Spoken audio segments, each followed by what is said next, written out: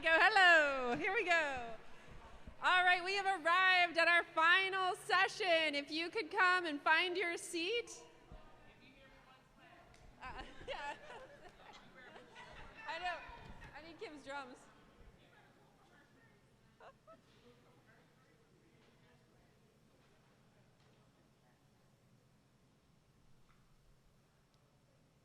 All right, thank you all. We are here with our final session today. It has been a whirlwind, and I've learned a lot, and I know you guys have too.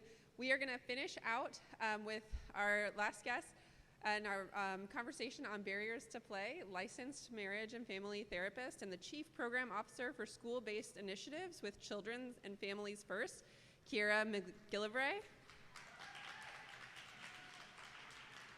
We're so thankful to have a representative from Children and Families First here to speak to us today about this, and I'm going to turn the mic over to her. And when we are done, you guys can hang out here. We've got lots of surprises that are coming at the end, so I'm going to pass it over to Kira. Thank you.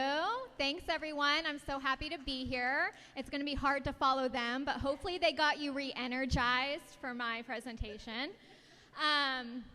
So I'm really here today to talk about some of the barriers to play. And I want to talk about what are some of the kind of foundations or basics of play. We've had really great presenters who's touched on them, and I just kind of hope to take it a little bit further.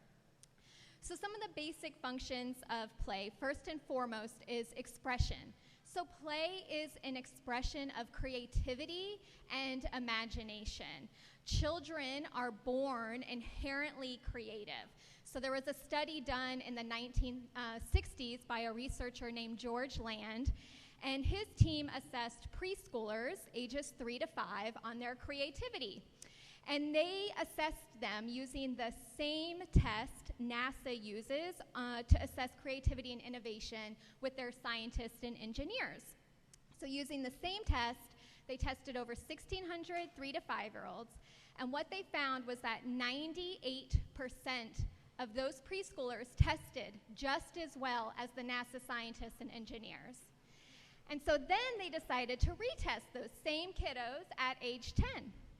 And the same kids only tested 30% as well now as the NASA scientists and engineers. And then at 15, they retested the same kids, the same test, and now only 12% tested as well as the NASA scientists and engineers. And then they decided to test over 280,000 adults using the same test, and only 2% tested as well as the NASA scientists and engineers. And so what they concluded was that uncreative behavior is learned. And that's what we're really talking about today, is the barriers to creative play. Play is also a way to re-energize us and rejuvenate us. So Terry just, and Kat, right? Is that right? Kim, sorry. Kim just did some wonderful activities with you. And how do you all feel now? Do you feel re-energized, rejuvenated? Yes. So play does that for children as well. We often think, oh, that kid has a lot of energy. We need to go send them outside to go play and get it all out. But yes, a child will get exhausted playing out in the sun. But at the same time, it's re-energizing for them. It's restorative in practice. Good play, that real good play, is also self-initiated. It's self-chosen. It's voluntary. So a child is leading the play. That's what makes play really meaningful for a child, is when they have chosen the activity and they are leading it themselves. Lastly, play is repetitive. So if you have ever worked with a child or have a child of your own, you may have realized them play the same story over and over and over again in their play. And sometimes it's annoying, but what they're really doing there is they are trying to gain mastery of their environment. Children learn through play, as our presenters have said over and over again. And so this is a way that they gain understanding of the world around them through this repetitive play. Play also really plays an important role in our executive functioning. And so we already kind of got a brief kind of overview of the brain, but just to kind of provide some more context, we have kind of two brains, generally speaking. Our downstairs brain, which Terry and Kim were talking about, which houses our most basic functions: breathing, heart rate, reproduction, blinking, everything that's happening at an unconscious level. It also houses our strong emotions like fear and anger and love. And then it also houses our fight or flight system, so the ability to react to life-threatening events around us. We are born with our downstairs brain. It is with us from birth. It's what allows an infant to cry when it's wet or when it's hungry. It's what allows an infant to breathe when it comes out of the womb. Our upstairs brain, our rational, logical, decision-making, learning brain, doesn't actually come online till around ages 2 to 3. And it's under construction, like Terry and Kim said, to the mid to late 20s. Now, in the upstairs brain is our prefrontal cortex, which houses our executive functioning skills. And our executive functioning skills are everything that we hope a child will learn throughout school and take into adulthood. It's the societal expectations that we have of the people around us. So executive functioning skills are self-regulation, the ability to trust others, have empathy, compassion, the ability to manage intensity and excitement, to weigh pros and cons, to make healthy decisions, to everything that we just kind of need to be successful. So there was a study done with rats, and I should have actually called this Barriers to Play in Rats, because you're going to hear me mention rats multiple times throughout this. So if you're afraid of rats, I'm sorry. But they did a study with rats, and they deprived the rats of play, or they gave them minimal play. And what it showed was that the rat's brain, the prefrontal cortex area, was actually underdeveloped. And the prefrontal cortex is what houses our executive functioning skills. All right? So what we know is that play is vital to human development, specifically that development of the prefrontal cortex and the executive functioning skills. So why? How is play important in this? Well, I want you to think about hide and seek. Think about the game hide and seek and children playing that. And I want you to just call out, what are some executive functioning skills you think children learn through hide and seek? What? Taking turns, okay, good. Patience, good. Problem solving, yes. Observation, good. Anyone else? Yeah, so they're learning strategy. They're learning problem solving. They're learning patience, the ability to regulate themselves while they're maybe away from their caregiver when they're hiding.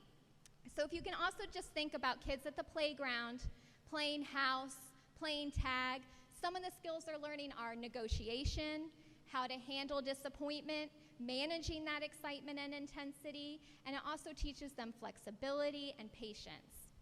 Lastly, it moves children from this place of me to we. Play is inherently social, and so it really helps children develop these social skills that we're looking for. Play is also a defense against stress. So brain research shows that when we play, we release our own opioids, dopamine, and oxytocin. And the number one antidote to cortisol is oxytocin. So one of the best things that we can do for ourselves is play. And one of the best things that we can give for children is play. Play is also an avenue for a caregiver and a child to build a secure attachment, to attune with one another. When I am playing with a child, I am showing them that I value them, okay? That I can listen to them, that they can lead me in play, and I'm willing to take their lead. Play actually precedes language. It's the most predominant language during pre-verbal time. So it's especially important for young children to be able to engage with play with their primary caregiver or other trusted adults around them. So I want to talk about some of the myths on play. Something I commonly hear is play is a privilege. If we look at play as a privilege and something that we can take away as a consequence to behaviors, it leads to exclusion and oppression.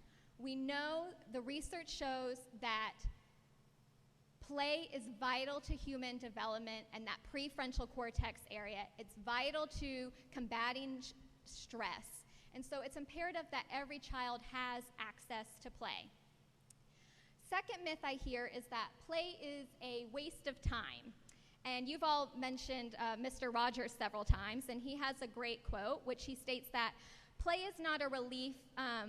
He says, many people think that play is a relief from serious learning, but for children, play is serious learning. It is not a waste of time. We've actually seen that the decline of free play or recess has actually led to higher rates of anxiety and depression among children. And even as adults, we need play. You all said that you felt better after playing, and we have to start looking at it as work and play, not work or play. Research has shown that in the workplace, when we introduce play, we see reduced rates of turnover, reduced rates of burnout, higher rates of problem solving and innovation among team members, and overall higher rates of positivity. And so since we have all gone through the pandemic, and we have maybe felt that burnout ourselves, or that compassion fatigue, if you're a teacher or a therapist or a community worker, you might have felt that yourself. And so what as an organization can you do? What can you promote in your classrooms is play. The third myth is that COVID-19 harmed the mental health of children. And you're probably thinking, yes, it did. And you're right, this is a partial myth. The COVID-19 pandemic absolutely impacted the mental health of children. However, early research in the beginning part of the pandemic across multiple countries actually showed that there were benefits to children with the pandemic because they were able to get more sleep. They reported feeling less anxiety than when they were at school. They reported feeling happier than sad. And the number one thing was they said that they were able to engage in self-chosen play activities. And that free play, that self-chosen play, is what's really important here. And so the children were happier because they were able to choose hobbies that they wanted to do. And they finally had time to do it, okay? So the number one thing they reported doing was arts and crafts. They said they did knitting and clay modeling and painting. The second thing that they reported doing was cooking and meal preparation. And they enjoyed the family time. Now, of course, as the pandemic went on, we started to see this change, and the impact on mental health was there, and we know it. And kind of one of those main reasons was that 87% of these kids in this study miss their peers, and we know that for young adults and teens, peers is a major part of their play for them. The last myth on play is that play is equitable. And what I'm going to be talking about is how it's not equitable, how there are physical barriers and emotional barriers that prevent equal and access to play and equitable play. So the first physical barrier to play is us, adults, right? Have you ever told a child to stop making a mess? Raise your hand. Yeah. We've all been there. And when we tell a child to stop making a mess, we tell them to stop being creative. We start telling them to stop being innovative. And that's how we see uncreative behavior learned. We have to be mindful as adults to let children make a mess.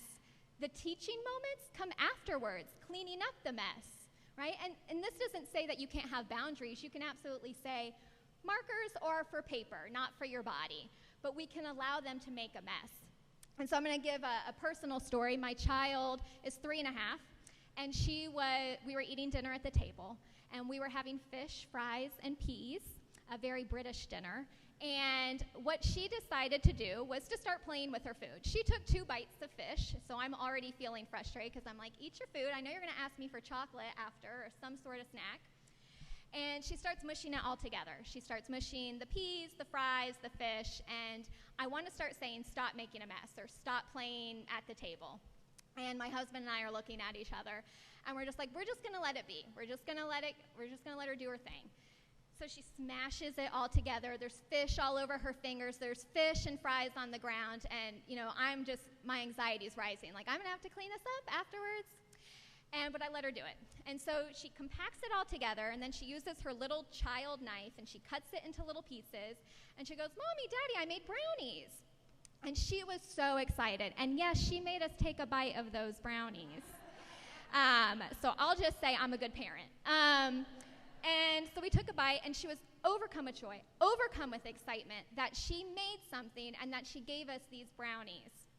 Now, if I would have said, stop making a mess, we would have missed the opportunity, she would have missed this opportunity to create and to innovate and to make something of the world around her, because what we do almost every weekend is bake. So for her to be able to lead something, to bake something on her own and give it to us was so important to her in mastering the environment around her. And we would have missed that opportunity. The other thing we do as adults is we limit free time. And yes, organized sports are fantastic. Activities are great for our children to help them be well-rounded. But we have to allow space and time for children to have that free play where they are self-choosing an activity where they can get creative. Another barrier that we kind of play is, for many of us, we're working full-time jobs. Some of us are working multiple jobs. And the ability to have that time with a child to play is rare. It's hard. And as I kind of said earlier, one of the ways that we attune with children and tell them that they're important is through play. So for us, we just have to be mindful about making time in our schedules to be able to play with the children around us. If you're a teacher, making sure that you have time in the classroom to engage in some playfulness and free play. Another physical barrier to play are regulations. So we have seen that school recess time has declined significantly. But what the research shows is that it's vital to learning. So vigorous activity actually promotes growth in the brain regions that are important to learning. Right? So children need cognitive breaks, just like we do, to walk around. It's not good for any of us to sit around all day, and especially not helpful for our children. Vigorous activity also promotes body confidence, coordination, those gross motor skills, and it's been shown to improve healthy habits. Another physical barrier is physical space. Right? So I was actually having a conversation with the table earlier about safety in their neighborhood. And if you can think about when you were a child, you might have played outside till it got dark, till the lights came on, and that was normal. And now often we hear, well, it doesn't feel safe for my child to be out there on their own. And we've kind of seen this shift. The neighborhoods don't feel as safe, and partially that's because we don't know our neighbors anymore. Specifically in densely populated areas, like urban areas, they're more densely populated, so you definitely don't know your neighbors as well, and it's more transient, and so families don't feel safe having their children go out and engaging in free play. So that becomes a barrier. You have a picture on your table. It should look like this, if you want to pull that out and look at it with me. In terms of physical space, we also lack natural areas for play to occur. So in the first picture that you'll see, it's a map of Delaware, and it says childhood opportunity levels. And you will see the very light colors means low opportunity levels, and the dark color means very high opportunity levels. And the levels consist, the way that we're kind of looking at it in terms of play, some of the influences is green space, walkability, access to healthy food, hazardous waste dump sites, early childhood centers that are of high quality, and school poverty. And so you'll see that in our more urban areas, there's lower childhood opportunity levels due to some of those things like walkability, access to healthy food, and natural green space, which promotes play. And then on the bottom picture, you will see the overall child opportunity by race and ethnicity. And what you will see is that play is not equitable. Here you will see that primarily Caucasian or whites have very high opportunities of level compared to Hispanic and Black youth. Okay. And I'm going to talk about ways for us to be play advocates a little bit later, but I want to get this kind of, you starting to think about this. The other physical barrier to play is surveillance. So people of color, specifically Black males, are monitored or surveillanced more in their own communities and in white communities. So how does this impact play? Well, for one, they're more vigilant. And if we're more vigilant, we're more stressed. Our fight or flight response is being activated at this point. And so we can't engage in that free play, right? And it takes away the meaningfulness of it. When you're being surveillanced, black male youth also have to adapt their play so that it is seen as not a threat to anyone else. And so again, it takes away the meaningfulness. Some emotional barriers to play that I want to discuss that are kind of related to this is stress. So when we are stressed, it is very hard for us to play. Right? There was a study done with rats, and they were looking at rats playing. And the rats were playing for 4 days. They were playing strongly. They were laughing. They had this ability to listen to these rats play, and they had like this ultrasonic technology, and they could hear them kind of chirping. And then on day 4, they introduced cat hair. And the rats immediately stopped playing. Immediately. Then they took out the cat hair. And do you think the rats played when they took out the cat hair? No. They didn't play for several days. They stopped play altogether. It wasn't until the 10th day that they resumed playing, and the rats never played the same again. They never played to the level that they did before the cat hair was introduced. And this is consistent with what we know about trauma, about what Terry and Kim were talking about, which is that trauma is stored in our body. It's stored in our child's body. And it takes healing, and it takes all of us to help them heal and to build that resiliency and to process that trauma. The other emotional barrier to play is, and related to chronic stress, is abuse and neglect. So rough and tumble play is common in every mammalian species.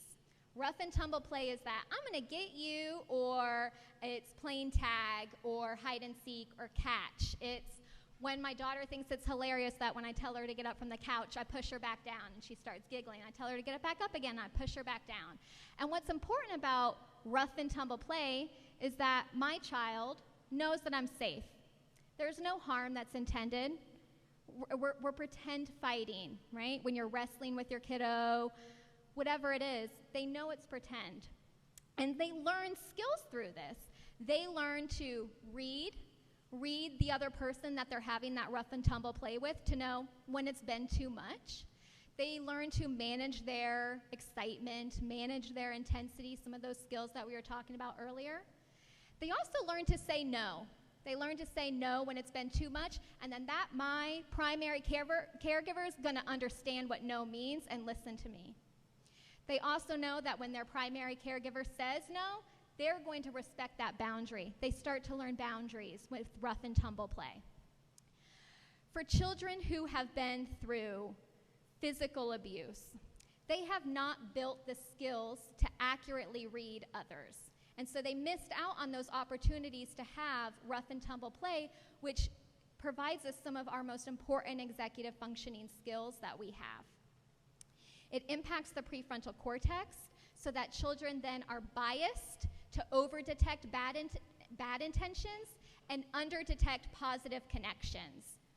So you may be working with children who've experienced physical abuse or neglect, and surprisingly, one of the ways that you help them is through play, but it has to be appropriate play, it has to be meaningful play, okay? But it's important to kind of, for them to learn how to play in a safe way. I also just want to generally touch on culture and play. So a fellow licensed marriage and family therapist by the name of Jennifer Lovers has this great quote, and she says, "All cultures play, not all cultures play the same way."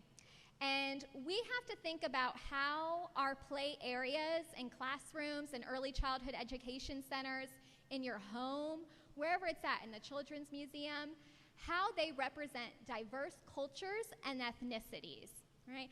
A common thing to think about is, think of a kitchen set that most children have. You know, a lot of children have those little kitchen sets and they make pretend. Do you ever see walks or tongs or wooden bowls, things that are more not of Western culture. We want to make sure that we have dolls, books, utensils, playthings that are representative of other cultures. And because children need to be able to see them in their play. When they go to that early childhood education center or that classroom, they need to know that I belong. There are things here that are at home, because play is serious learning. And so if they don't have opportunities to play with the things that are in their environment at home, we do them a disservice, and again, we see that play is not equitable here. So what can you do leaving here? How can you be a play advocate? First and foremost, you can support play spaces. Advocate for more playgrounds. Advocate for more natural, just green areas for kids to go out and make up their own play. Make sure that you're keeping recess time. Advocate for recess time in your schools. Even in high school, children need free time. They need free play. We often think that they don't need it anymore, but that's not the fact. We did an adult field day kind of thing at Children Families First the other day, and we had a blast. We were playing tug of war, and you know what? 9th through 12th graders still need that fun play, and I'm telling you what, they'll have fun doing it. You can also do something called establishing play workers. So if you're an organization, you can look into this. I'll just touch on it briefly. But play workers are people who take children in more urban or rural areas or any areas where it's hard for children to gain access to playgrounds, and they walk them over there, or they take them over there so that they have the time and safety to be able to play. What else can you do? Limit organized activities to ensure free play time. And then lastly, just play more. Be silly, tell jokes, break out into dance, sing more, engage and play with children, and have fun at work. I told kind of that importance of it. Bring some fun back into your workplace. As a marriage therapist, my tip for you is, if you're in a relationship, is to go have fun with your partner. It's one of the number one things you can do. It's, go outside and play with water guns or water balloons or play Twister or whatever. But those same skills that most people come to me when they're looking for couples therapy, communication, negotiation, all that, reading people, you can do it through play with your partner. So that's my tip for that. So just go play more. And a little plug then for right after this, there's going to be games and activities and food trucks. So stay around. Don't just go head home. Go play for a little bit and then head home. And I'm here if there's any questions.